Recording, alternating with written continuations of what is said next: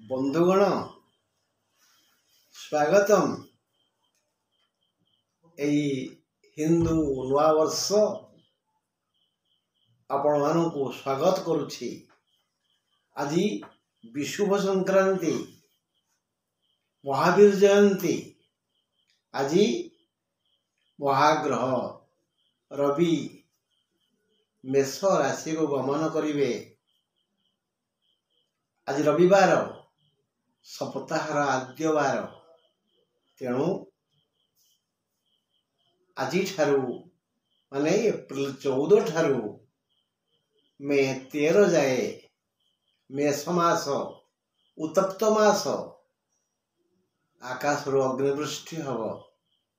यही मासर आरंभ आज संक्रांति मेष संक्रांति। ये संक्रांति पुरुष नाम घोरा जे कि घोर भयंकर परिस्थिति सृष्टि करिवे। तांकर प्रभाव रे ये मासरे केउ दिन प्रचंड पवन बहिब तो केउ दिन आकाश अग्निवृष्टि हब। केवे काल बैशाखी हेब तो केवे करकापात हब। 5 रविवार ये मासरे ए दृष्टि ये मासटी एक जंत्रणापूर्ण मास। आसतु ये मासर पांजी पढ़ा। आज ओडिया नववर्ष हिंदू नववर्ष। आज महाविश्व संक्रांति बा पणा संक्रांति।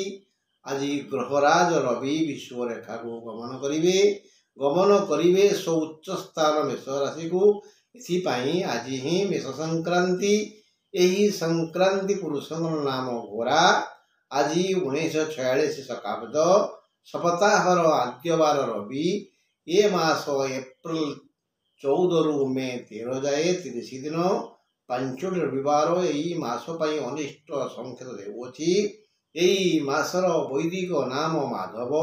ये संवत्सर नाम पिंगल।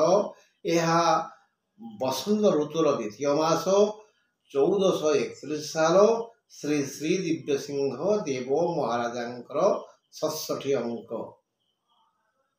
आज जन्म हेब तो जातक सब लेखा हम। ये आज पंजिका।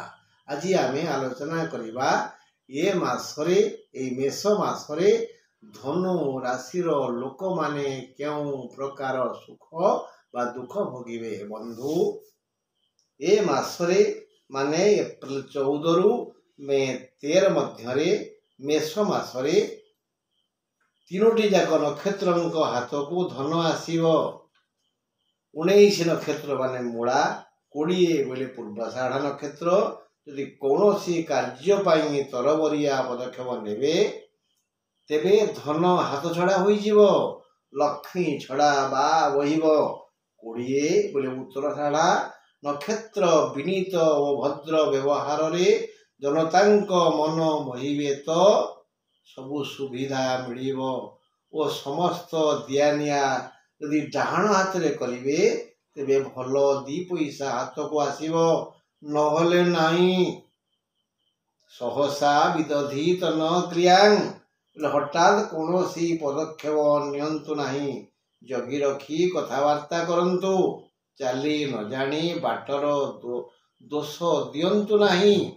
पिंपुड़ी मलारे पड़िथिबा पाद को चारि पटरु घेरी पिंपुड़ी आक्रमण कलापरी धनु राशि को ग्रह माने आक्रमण करिबा पाई सजबाज होइछन्ति। धनु ठारू तृतीय रे कुंभ रे शनि ओ मंगल थाई खाली झगड़ा करुछन्ति। से दिहे परस्पर शत्रु। एणु तुम भाई बंधु कुटुंब तुमर शत्रु हेबे। चतुर्थरे मीनरे राहु शुक्र ओ बुध थाई वाणिज्य व्यवसाय को तल ऊपर हलाइबे। एणु व्यवसायी माने हैरान हेबे। क्षति हेब। शारीरिक असुस्थता बढ़ी जीव। प्रिय लोक गुप्त शत्रुर अभिनय करिवे। प्रकृत शत्रु माने हैरान हरकत करिवे।